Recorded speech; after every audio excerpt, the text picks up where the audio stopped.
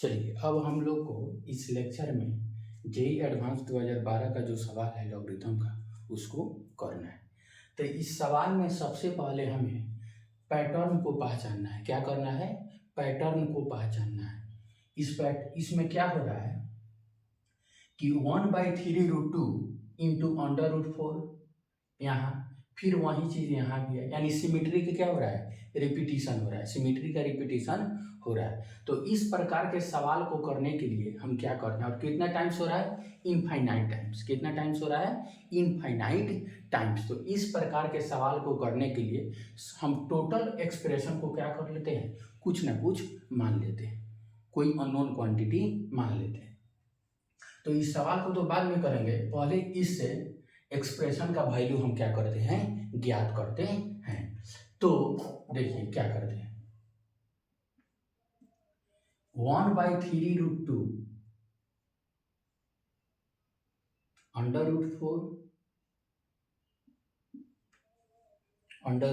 4 इस यहाँ से सोल्व कर रहे हैं, इसको बाद में सॉल्व करेंगे। पहले यहाँ से लेकर और यहाँ तो क्या कर लेते हैं? सॉल्व कर लेते हैं। ठीक हो गया।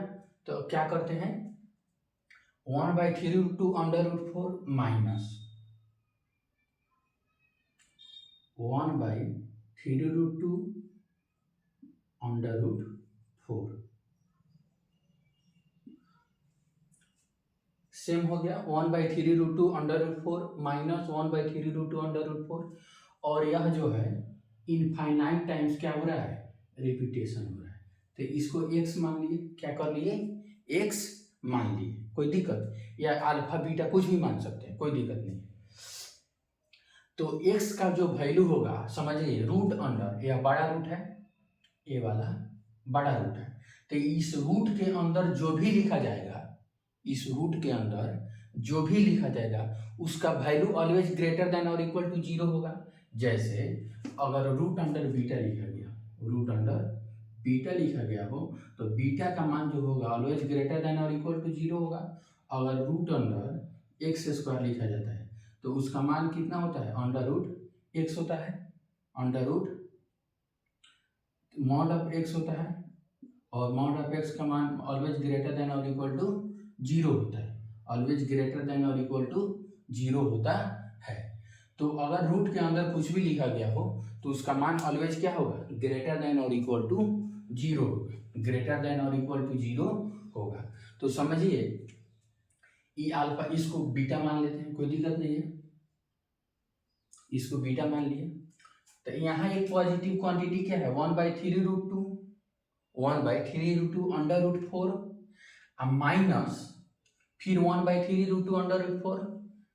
एक सेम वैल्यू है, ये जितना माने हैं वहीं से तो यह रिपीटिशन हो रहा है, और यह कितना बार हो रहा है? इनफाइनाइट टाइम्स हो रहा है। ठीक है। तो इसका जो भी वैल्यू आएगा ऑलवेज क्या होगा? यानी ग्रेटर देन और इक्वल टू 0 होगा। बीटा का वैल्यू ऑलवेज ग्रेटर देन और इक्वल टू 0 होगा। बीटा का वैल्यू ऑलवेज ग्रेटर देन और इक्वल टू 0 होगा। अब देखिए क्या करते हैं, 1/3√2 अंडर रूट 4 और minus beta is equal to beta, is equal to beta. कोई दिक्कत नहीं। बीटा इसलिए लिख देते हैं कि यह वैल्यू इनफाइनाइट टाइम्स हो रहा है। तो पैटर्न को पहचान लिए। पैटर्न क्या है कि 1/3√2 अंडर रूट 4 का बार बार रिपीटिशन हो रहा है। ठीक है। अब हम क्या करते हैं? दोनों तरफ स्क्वायर करते हैं। क्या करते हैं? दोनों तरफ स्क्वायर करते हैं। जब स्क्वायर करेंगे तो कितना आएगा? यह अंडर रूट है तो यह तो हट जाएगा, और यह कितना हो जाएगा? 18 हो जाएगा। 3 का स्क्वायर 9 और अंडर रूट 2 का स्क्वायर 2, तो 18 हो गया। तो 1/18 into 4 minus beta is equal to beta square, is equal to beta square. अब देखिए क्या होता है, ये कितना हो जाएगा? 18 beta square, 18 beta square plus beta -4 is equal to 0। तो यहाँ से बीटा का दो वैल्यू आएगा। कौन कौन? सोल्व कर ही लेते हैं। 9 beta minus 8 beta minus 4 is equal to 0। 9 beta को कॉमन लेते हैं तो 2 बीटा प्लस 1 माइनस 4 को कॉमन लेते हैं तो कितना है 2 beta plus 1 is equal to 0।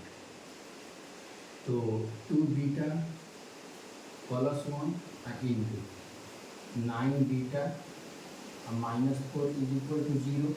तो बीटा का यहाँ से 2 वैल्यू आ गया, इसलिए बीटा बराबर -1/2 और बीटा बराबर 4/9।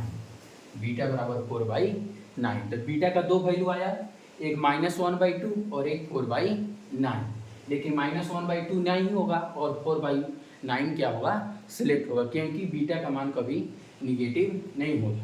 अंडर रूट के अंदर जो भी होता है उसका मान ऑलवेज पॉजिटिव होता है। तो यह क्या हो गया, रिजेक्ट हो गया, और यह क्या हो गया, सही हो गया। तो चलिए अब सवाल पाते हैं। 6 प्लस लॉग 3/2 बेस और आर्गुमेंट में कितना आया 4/9। अब देखिए 6 प्लस लॉग, इसको लिख सकते हैं 2/3 का होल स्क्वायर, अब बेस में 3/2, बेस में 3/2 6 प्लस 2 लॉग 2/3 और यहाँ 3/2। एक दूसरे का क्या है, रेसिप्रोकल है, एक दूसरे का क्या है, रेसिप्रोकल है। तो इसका मान कितना हो जाएगा -1, तो कितना हो गया 6 प्लस 2 इंटू -1, ठीक है। तो 6 - 2 इज इक्वल टू 4। तो यही हमारा फुल एंड फाइनल आंसर होगा। कितना आंसर आया 4, ठीक है। तो इस प्रकार के सवाल में क्या करना होता है, पैटर्न को पहचानना होता है। हालांकि इस रिपीटेशन वाले पैटर्न का सवाल हम लोग क्वाड्रेटिक इक्वेशन में बहुत सारा करेंगे, लेकिन लॉगरिथम का इस सवाल था जेईई एडवांस 2012 का, ठीक है। तो इस सवाल को करा दिए, बार बार करना है और समझना। Thank you for watching this